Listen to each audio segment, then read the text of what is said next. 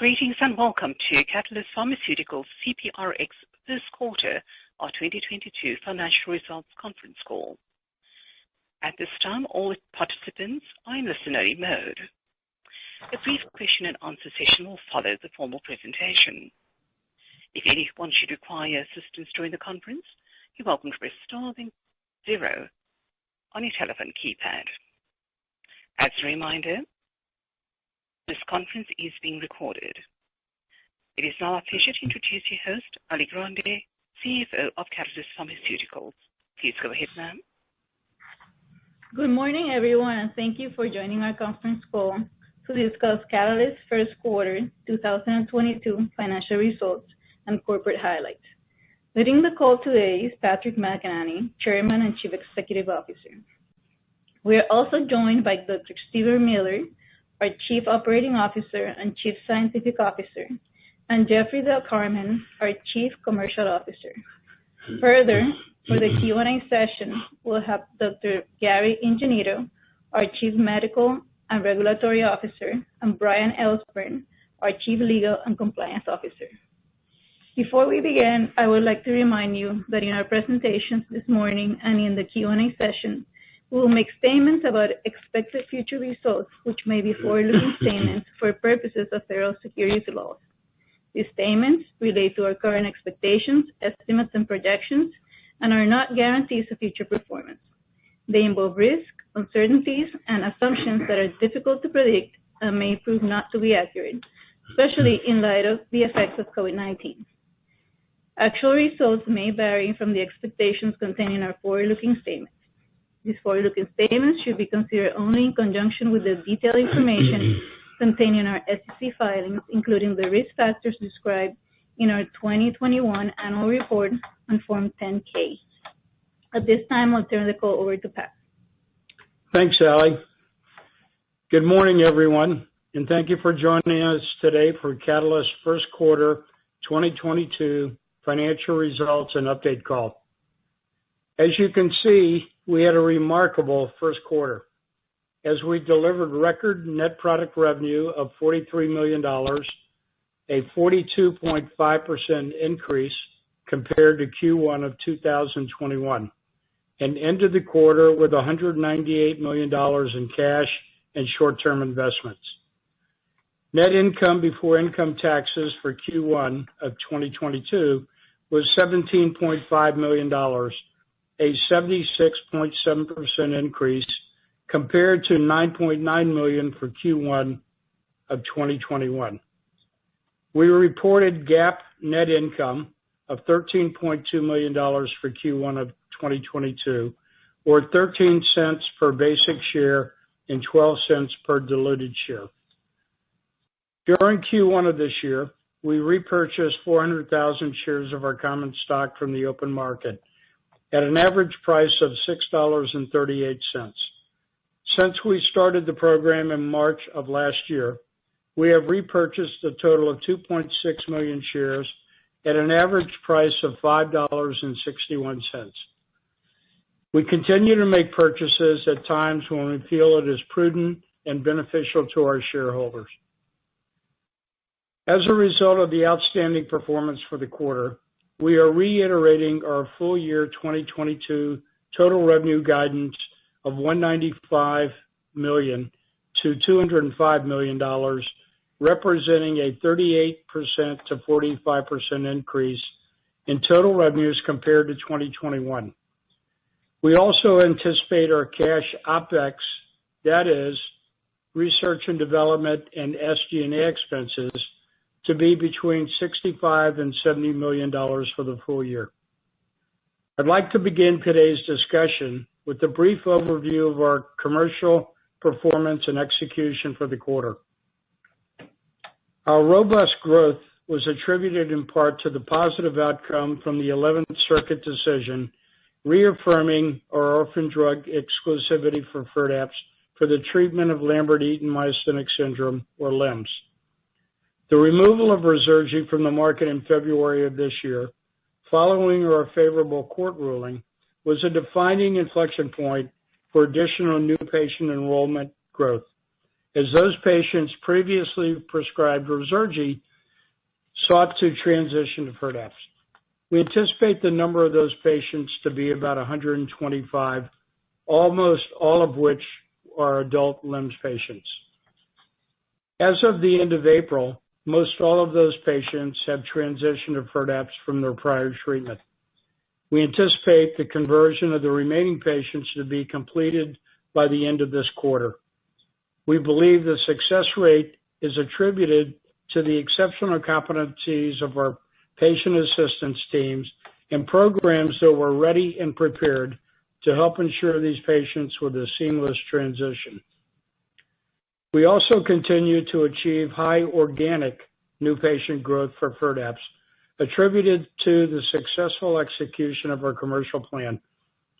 We benefited from the several key initiatives that have been underway, including enhanced awareness and education of patients, caregivers, healthcare professionals, and expanded focus on paraneoplastic patients, LEMS patients, and thoracic oncologists that treat those paraneoplastic patients, and access to a diagnostic test to help accelerate the process for definitive diagnosis. We're extremely pleased with the performance of our commercial organization. As we enter the second quarter with continued momentum, we expect to sustain the organic growth rate driven by newly diagnosed patients and the considerable number of patients diagnosed with LEMS who are not yet on Firdapse. We estimate that there are approximately 3,000 LEMS patients in the U.S., of which, based on insurance claims data, half are without a diagnosis or are misdiagnosed. Of the approximately 1,500 patients that have received a definitive diagnosis for LEMS, we've only reached slightly over 800 patients, leaving much work to be done to assist the remaining patients to a definitive diagnosis and to find their way to an FDA-approved therapy to treat their LEMS condition. We've also fortified our intellectual property estate with the issuance of 3 new patents, which are now listed in the Orange Book.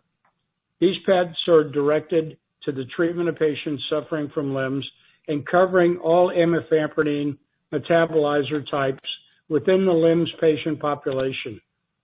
We believe that these new patents will enhance the commercial durability of Firdapse, which has U.S. patent protection until 2034. During the quarter, we've made considerable progress in our effort to build a more diversified portfolio that aligns with our growth strategy and revised acquisition criteria.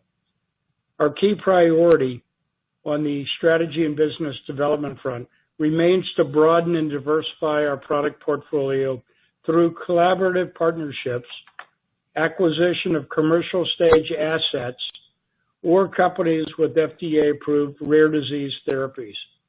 To accomplish these objectives, our Chief Strategy Officer, Dr. Preeti Sundaram, is tasked with spearheading a stringent and disciplined approach to evaluating assets for portfolio expansion.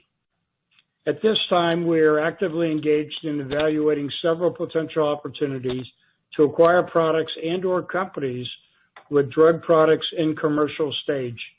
However, no agreements have been entered into to date. On April 8, 2022, Jacobus Pharmaceutical filed a petition of writ of cert with the U.S. Supreme Court to appeal Catalyst's favorable decision from the 11th Circuit Court of Appeals. Now that the petition is filed, they are waiting for a decision as to whether the High Court will grant the request for cert. With only about 1% of all such petitions typically granted by the court for review, we have been prepared for the prospect of this filing. This appeal process could take several months, during which time Ruzurgi status remains not approved in the U.S. We have submitted an sNDA for pediatric label expansion to the FDA as part of our commitment to provide the very few pediatric LEMS patients with access to an approved therapy. In the meantime, we continue to make Firdapse available to any pediatric LEMS patients through our expanded access program at no cost. In March of 2022, we also received a favorable Canadian federal court ruling enforcing FIRDAPSE's innovative drug data protection. This resulted in the setting aside of the approval of Ruzurgi, and it has been removed from the market in Canada. The matter has been remanded to the Minister of Health for redetermination. Our other litigation is the patent infringement case against Jacobus and Panther RX, the specialty pharmacy for Ruzurgi. This suit is in the early stages of discovery. We'll continue to keep you advised as this case progresses. On Global Rare Disease Day at the end of February, we are proud to partner with several national patient organizations to increase awareness about rare diseases, focusing on important health messages about LEMS diagnosis, treatment, and quality of life issues. The goal included raising awareness of rare diseases and helping amplify the voices of those patients in need of innovative new therapies. I'll now turn the call over to Jeff Del Carmen, our Chief Commercial Officer, who will provide you further highlights on our commercial execution. Thanks, Pat, and good morning, everyone. The commercial team delivered a very strong quarter, building upon the momentum from 2021. Q1 FIRDAPSE net sales were $43 million, which represents 13% growth quarter over quarter and 42% growth quarter versus the same quarter last year. I'm proud of the flawless execution demonstrated by the entire commercial organization. Commercially, we had two primary objectives in Q1. First and foremost, to transition the majority of Ruzurgi patients to FIRDAPSE without a lapse in therapy. Second, to demonstrate significant organic growth through naive new patient enrollments. By the end of March, over 90% of adult LEMS patients we estimated to have been on Ruzurgi had been successfully transitioned to FIRDAPSE, with the remaining balance expected to transition by the end of the second quarter. The full impact of the transition of the former Ruzurgi patients will be realized in the second quarter. Payer approval rates were greater than 95% for adult LEMS patients transitioning from Ruzurgi. I am particularly proud of the Catalyst Patient Services team, which is doing a tremendous job supporting the needs of adult LEMS patients, caregivers, and healthcare professionals during this process. As for organic growth, naive new reimbursed patients were 18% greater versus Q1 2021 and 5% greater versus Q4 2021. In fact, March 2022 naive new enrollments matched the highest monthly total since launch. Additionally, operational excellence maintained favorable access of greater than 90% across all payers, government or private commercial insurers, continued high compliance of greater than 90%, and contributed to a discontinuation rate of approximately 5%. We expect considerable organic growth each quarter in 2022, primarily driven by new patient enrollments of already diagnosed LEMS patients not yet on FIRDAPSE, and the significant number of patients that are unfortunately misdiagnosed or undiagnosed. April naive new patient enrollments remained strong, while discontinuation rates were steady and in line with forecast. Our marketing strategies continue to generate significant returns on investment. Approximately 15% of the active adult LEMS patients on FIRDAPSE have opted into our patient marketing campaign, which offers resources such as LEMS Symptoms Tracker, LEMS Physician Locator, and LEMS Patient Journal. Additionally, educational content to small cell lung cancer treaters continues to show strong engagement, which will yield more patients with a proper diagnosis of LEMS and accelerate the opportunity to receive treatment for this disease. In addition to ringing the opening bell at NASDAQ to celebrate Rare Disease Day, Catalyst launched a LEMS podcast on the award-winning disease-specific educational website, lemsaware.com, to increase awareness and connections in the Lambert-Eaton myasthenic syndrome community. Furthermore, we partnered with key professional societies like the American Academy of Neurology, Muscular Dystrophy of America, to educate their members about LEMS and FIRDAPSE at their respective conferences. Our Catalyst Pathways Patient Services did a tremendous job in Q1, not only supporting patients transitioning from Ruzurgi, but also providing financial and educational resources to new and existing adult LEMS patients, caregivers, and healthcare professionals. In closing, we are pleased with our performance in Q1 and are excited about the significant opportunity ahead to help all adult LEMS patients. We are confident that the strategies and tactics we have put in place will deliver sustained organic growth in 2022 and beyond. I want to thank the entire team at Catalyst for their unwavering commitment to the LEMS community. I will now turn the call over to Dr. Stephen Miller, our Chief Operating Officer and Chief Scientific Officer, for an update on R&D activities. Thanks for the commercial update, Jeff. I'll now provide an update on our operational initiatives. Our objectives for 2022 are straightforward, which are to continue to increase the number of adult LEMS patients being treated with FIRDAPSE, expand the commercial potential of FIRDAPSE, and identify synergistic opportunities in the rare disease space. Our medical affairs team continues to make significant progress in engaging with healthcare providers to provide valuable direct education and content. We also promote and support accredited CME programs designed to increase awareness of LEMS within the prescriber community. The largest of these CME programs educates physicians through an online program on how to recognize, formally diagnose, and treat LEMS, and it is currently available to all U.S. physicians through Medscape. To date, over 6,000 healthcare providers have viewed the Medscape course, and as of April 21st of this year, 1,772 licensed healthcare providers have obtained CME credit. In addition to this Medscape program, on May 4th, Catalyst supported a LEMS session at a live tumor board of oncologists that was hosted by Physician Education Resources.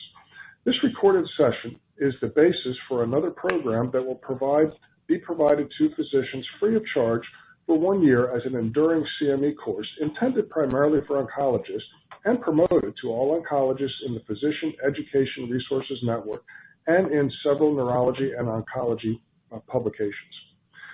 We recently announced that 3 new patents covering additional patient amifampridine metabolizer types had been issued by the Patent and Trademark Office, bringing the total number of issued patents protecting FIRDAPSE franchise to 5. All 3 patents are listed in the FDA's Orange Book, bringing the total number of patents now listed to 5. This important milestone now provides broad, comprehensive protection for the FIRDAPSE franchise regardless of the NAT2 metabolizer type. We will continue to execute on our key initiatives to strengthen and protect the long-term durability of FIRDAPSE, which currently has patent exclusivity protection in the U.S. until mid-2034. Our sub-licensee partner, Daito Pharma, continues to progress on its phase 3 clinical study for FIRDAPSE to treat Lambert-Eaton myasthenic syndrome in Japan. In December 2021, they initiated this small-scale phase 3 study, and enrollment of patients is progressing as planned. We expect the enrollment period to be completed by the end of this year or early 2023. Catalyst supports Daito's study program by supplying clinical trial materials and collaborating in their efforts, and is also providing all needed technical information to file an NDA in Japan. In alignment with our commitment to provide an approved treatment for all LEMS patients, we filed a supplementary NDA submission package for a pediatric LEMS label expansion for FIRDAPSE. This submission, if approved, would expand the use of FIRDAPSE to all LEMS patients over the age of 6. As a reminder, the pediatric LEMS patient population is a very small patient group with a total population in the U.S. estimated at less than 30 patients. The vast majority of patients that suffer from LEMS are adult patients for which FIRDAPSE is already approved. If the expanded label indication is granted, it will help simplify and improve access to the product for pediatric LEMS patients. While this is an important initiative, Our development priorities are fully aligned on advancing our objectives to expand our portfolio of rare disease treatments beyond FIRDAPSE. Our FIRDAPSE development program initiatives are focused on those discussed today and to maximize most of our internal resources on strategic expansion initiatives, and we are making substantial progress. Our teams are very focused on evaluating several products and opportunities. We remain highly confident in identifying the right opportunities to maximize our capabilities and resources. The clinical and operational insights we have gained within our core market provide us with the expertise to drive progress in our current initiatives and pursue additional prospects. We have good momentum behind our business development activities and contributions to the overall progress of the portfolio. We are building upon key enterprise relationships and making meaningful progress on our strategic partnership initiatives. We are very well positioned to meet our objectives to foster future growth opportunities for the near and long term and are excited about the path ahead. I will now turn the call over to Ali Grande, our Chief Financial Officer, to review our financial results. Thanks, Steve. It goes without saying that we are very pleased with our financial results for the first quarter of 2022. Our total net revenue for Q1 22, principally from FIRDAPSE product revenue, was $43.1 million, a 42.7% increase when compared to total revenues of $30.2 million for Q1 21. Net income before income taxes for Q1 22 was $17.5 million, a 76.7% increase over net income before income taxes for Q1 21 of $9.9 million. We reported GAAP first quarter 2022 net income of $13.2 million or 13 cents per basic share and 12 cents per diluted share, an increase of 72.8% year over year, compared to first quarter 2021 GAAP net income of $7.7 million or 7 cents per basic and diluted share. As a reminder, in the first quarter of the calendar year, like many companies in our industry, we were impacted by the reset of the patient deductibles.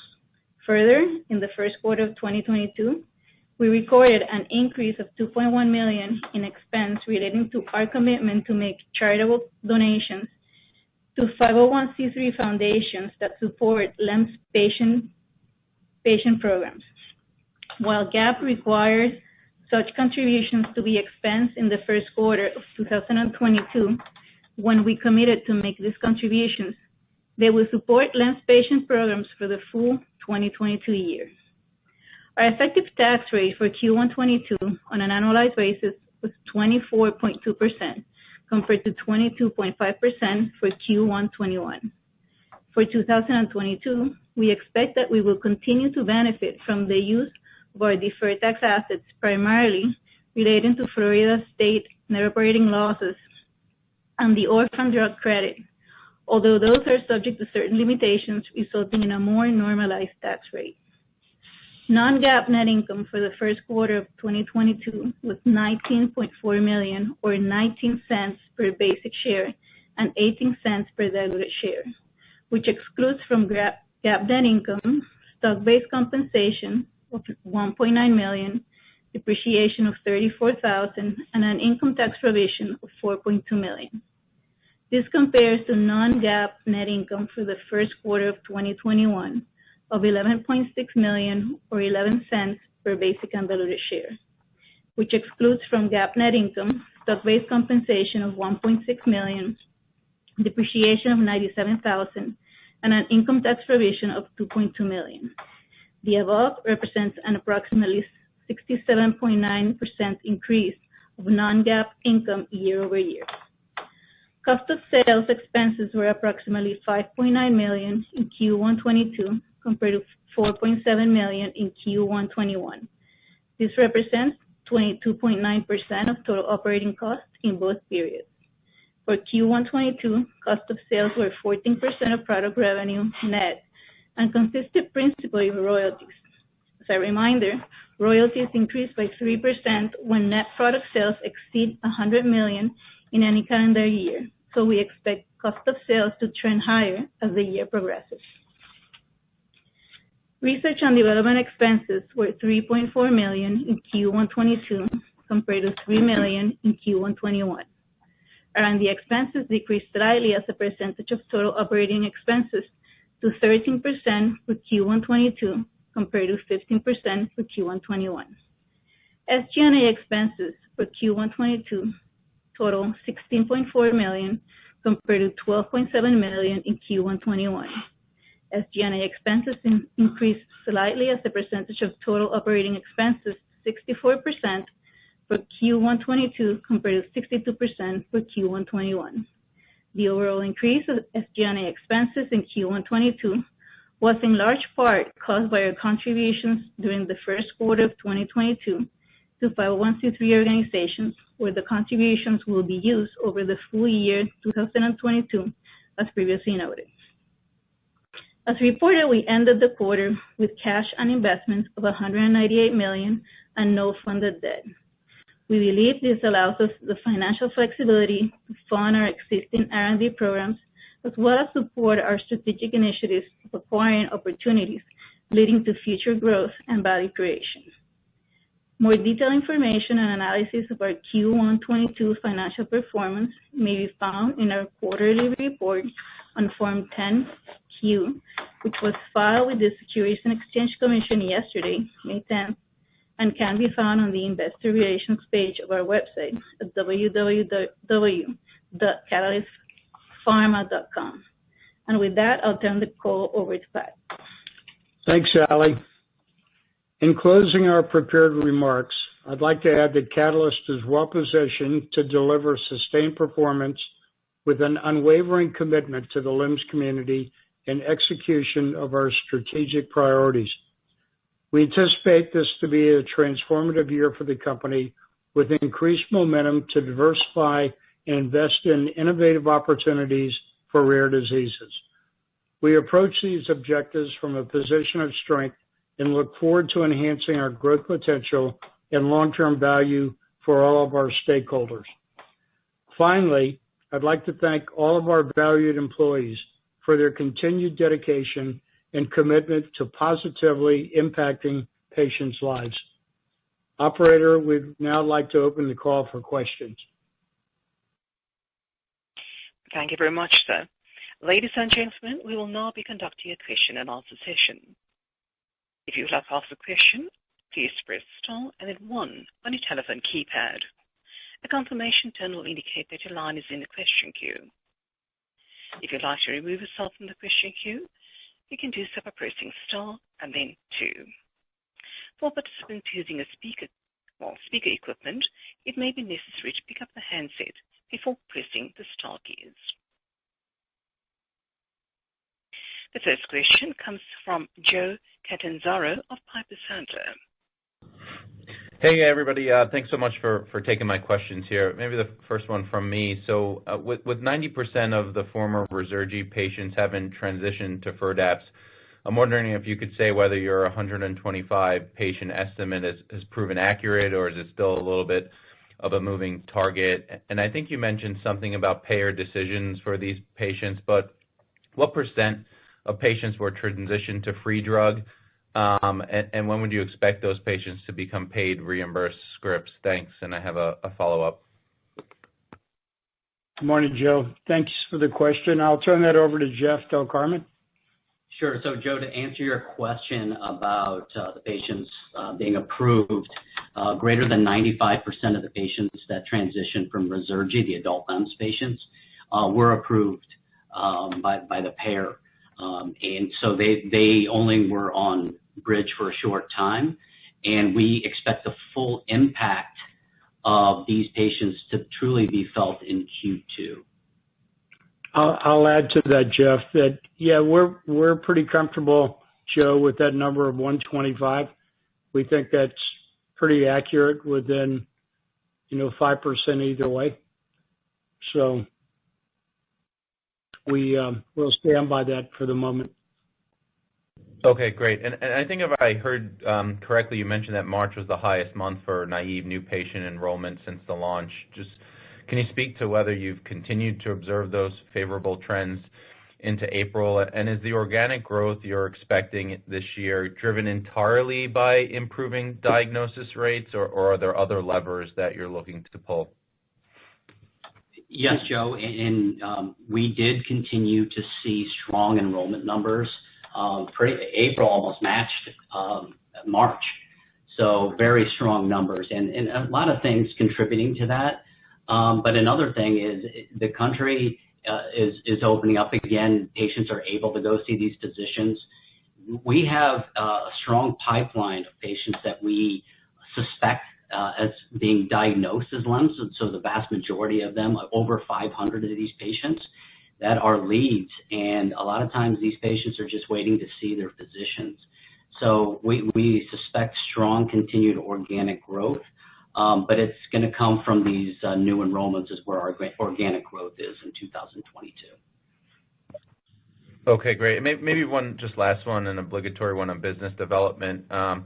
Wondering what, where you are in the process on some of those diligence that you're doing now. I think, Pat, you mentioned you were active on a couple of potential deals, but maybe you could just give a little bit more commentary on that. Thanks. Sure. Yeah, our criteria has changed a little bit, Joe, in that we believe that we're more interested today in commercial opportunities, perhaps drugs that have been approved by the FDA that haven't been launched yet or very early in their launch. We think that we can add great value to those opportunities with our commercial team and our experience in launching rare disease drugs. And so it's hard to be specific. We are fairly deep into due diligence on several opportunities, and I think that's probably as far as I can go in describing where we are in the process. Okay, got it. That's helpful. Thanks for taking my questions. Thank you. Thanks, Joe. The next question comes from Charles Duncan of Cantor Fitzgerald. Yes, good morning, Pat and team. Congratulations on a good quarter commercially. I had a few questions on that side of the business, but then also a couple of others. Just kind of to continue on to some of the past questions, I guess when you think about 2Q and some of the trends that you see going into it, what do you think is going to be the primary contributor in terms of revenue? Would it be the impact of the Resurgi switches, or would it be organic growth in 2Q if you had to project? Thanks, Charles, for the question. I'll let Jeff take that question. Sure. So, Charles, twofold, really, and you mentioned them.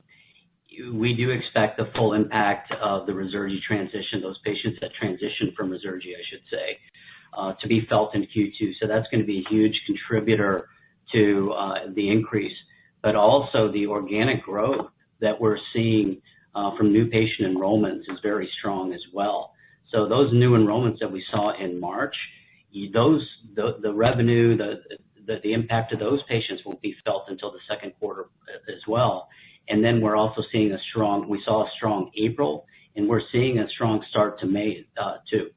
So, I think it's going to be a twofold. Both those things will be contributing strongly to the revenue in Q2.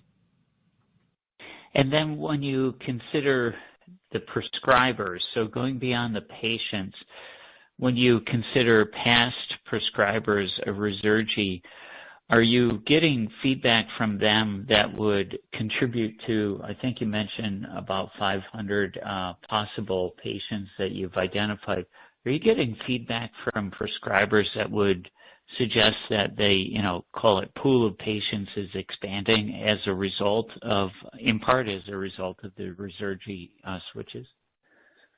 Yes, I do think that that's an accurate statement.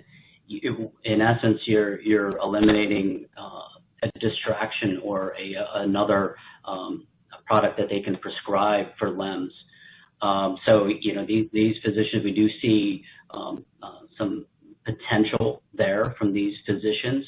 Those 500 patients are, from either Symphony leads, like leads that we're seeing from claims data, or our field force that's out there so it's field intelligence where they are. But we do think that we will have some tailwinds because of these prescribers now focusing on FIRDAPSE for LEMS only. Last question on the switches. I imagine it's a little too early to really glean many takeaways, but in your discussions with patients who have done this switch, have you gotten any compare and contrast relative to the services that were provided by the Jacobi and Resurgi in the past relative to your service, and not only the drug, the responsiveness to the drug, but also the broader services of providing access and support? Yeah, and I'll focus on the services that we provide. And I can tell you, Charles, I don't think there's a better team out there. We have a tremendous field force, including our regional account managers, our sales force, our patient services team, with the rare disease experience. We apply significant resources out there because it is our responsibility to make sure that these LEMS patients are taken care of, that they have all the resources out there. And they didn't have that if they were on another drug. And now that they're part of Catalyst Pathways, they now have access to all these services and resources. And in some cases, it's not just product related. It's all go to lemsaware.com. I encourage everybody to go out there and look at the resources provided there. So we do the right thing for the LEMS community, and I think the patients that have come over have told us that and have experienced that. Very proud of what the team has done. Last question for Pat or Steve, perhaps regarding the biz dev activities. You kind of alluded to this in the previous questioner's question, but Steve, you mentioned substantial progress to expand the portfolio, and Pat mentioned engaged in several diligence projects. And I guess I'm wondering if you could provide some additional color on the progress, or would you anticipate being able to consummate some type of portfolio expansion effort by the end of this year? Yeah, Charles, we don't want to be specific about particular opportunities, other than to say, as I mentioned earlier, we are in fairly deep due diligence on a couple of projects that look very promising. So that I think that's about all the color that we can provide at this point. But we are looking at, we have shifted away from looking at later development stage opportunity to really approved or commercial opportunities. Has the current market environment helped in terms of valuations? Yeah, I think so. I mean, it's been a difficult 12 months in biotech land. Yep. You just look at the indexes that are down 50% or more from a year ago, and the window for financing looks like it's not wide open as it was a year ago. So I think the backdrop is certainly making it more interesting, and frankly to the point where we've had a few companies actually approach us, which is kind of interesting, and I think it speaks to the environment.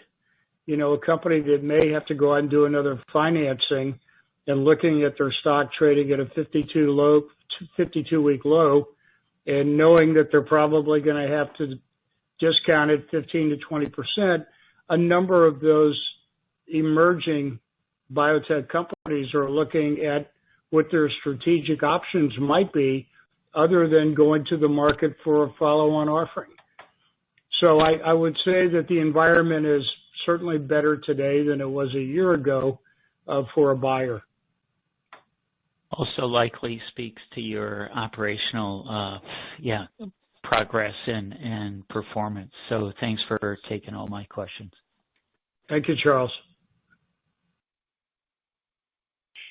The next question comes from Joon Lee of Truist Securities. Morning, Yes, June. good morning. Good morning. This is Les on for June. Thank you for taking my questions. First, I believe in your prepared remarks, you have identified about 30 pediatric LEMS patients. How many of those are currently on FIRDAPSE? And then secondarily, what will be the approval of the supplementary package essentially grant you? And I have a follow-up.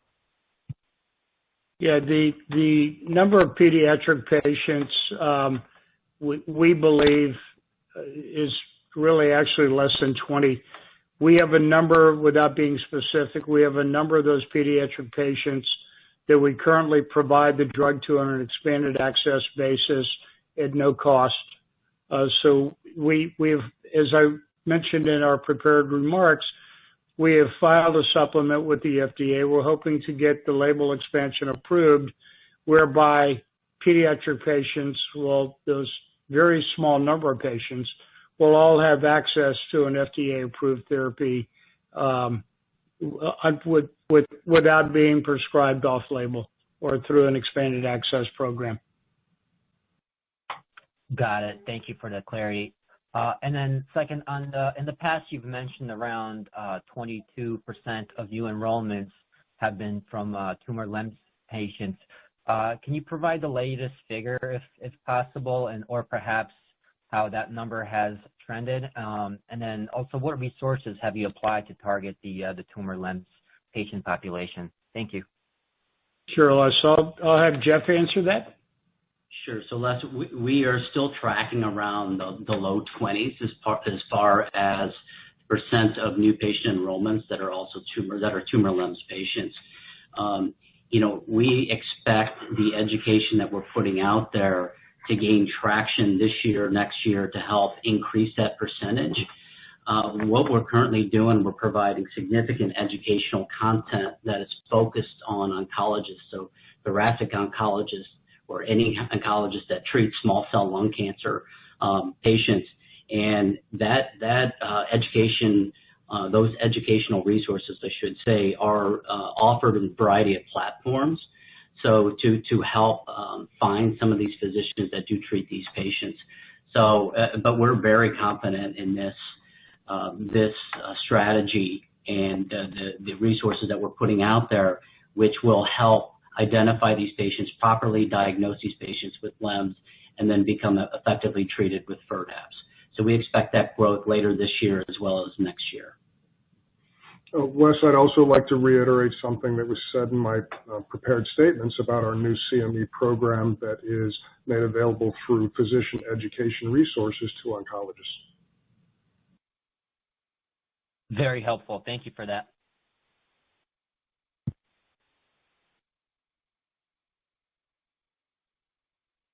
Les, is there another question? Yes, there's a next question. Comes from Scott Henry of Roth Capital. Thank you. Good morning, and really strong results. Nice job there. Good morning, Scott. Couple questions. First, we've talked a lot about the organic growth. Where would you perhaps you want to put a range on that, but what rate do you think organic growth in terms of volume approximates right now? Well, Scott, from the day that we launched in early 2019, a year to year, we've seen about a 15 to 20% growth rate organically, and that's through the last couple of years being in, under pandemic conditions. So I think that we've done a great job in growing organically. And as physician practices continue to open and diagnose patients, get them a definitive diagnosis, we think that the high end of that range could be our growth factor going forward. So, Jeff, anything to add to that? Fully confident in the 15 to 20% you mentioned, Pat, and like you said, I think that the biggest impact is the backlog in patient visits that we're waiting to alleviate here, and we expect to see that this year and beyond, which will help these patients that are currently diagnosed, not yet on therapy, become effectively treated by these physicians with FIRDAPSE. Okay, great. Thanks for that color. And then shifting over to the income statement, I think he said $65 to $70 million of operating expenses. I'm assuming that is excluding stock comp. If that is in fact the case, would you expect Q1 to sort of be representative of the rest of the year? I know there were some front-end loaded expenses, but if that range excludes stock comp, that's probably what would get you there. Just want to see if I should expect any trends within the year or if Q1's representative. Yeah, Scott, non-cash comp is something, of course, we have every quarter. We have expenses or charges, and those, again, are, not cash. So those are excluded from our cash OPEX, and that OPEX is defined as research and development and SG&A. We do have some seasonal, what I'll call seasonal expenses in Q1 that most of our peers have, as patients are getting reauthorized and having to meet new deductibles. Our gross to net is obviously affected in Q1. Also, we have a sizable expense for 501c3 charitable foundation contributions, and of course, as our sales ramp up, we have higher contributions, and those are estimates based on, at the beginning of the year, based on what we expect to contribute over the course of the year. But unfortunately,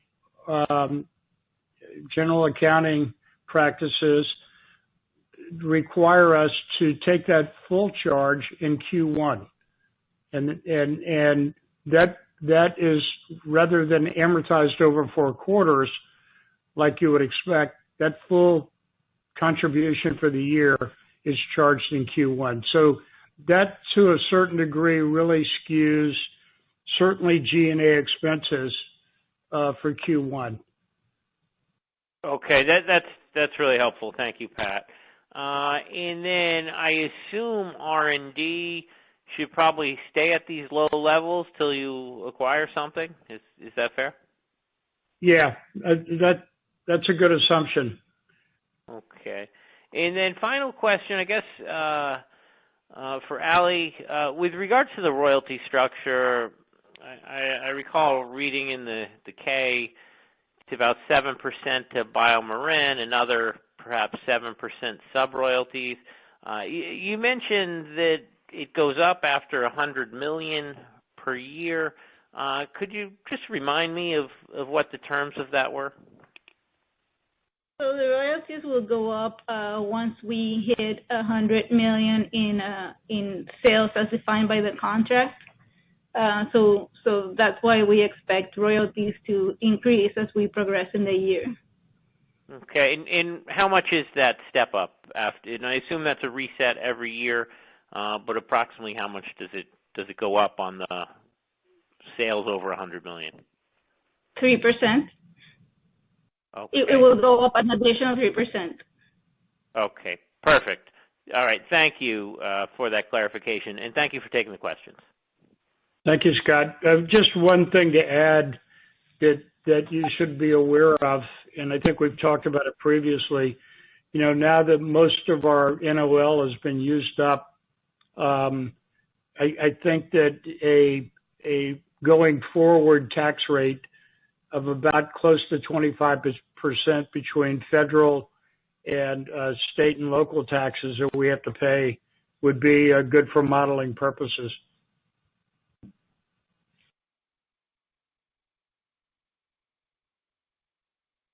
Okay. Thank you very much, sir. Ladies and gentlemen, we have reached the end of the question and answer session. I'd now to hand the floor over back to Mr. Pat McKinney for closing remarks. Thanks, everyone, for joining our call. We look forward to our next corporate update. Have a great day. Thank you. Thank you. This concludes today's teleconference. You may now disconnect your lines. Thank you for your participation.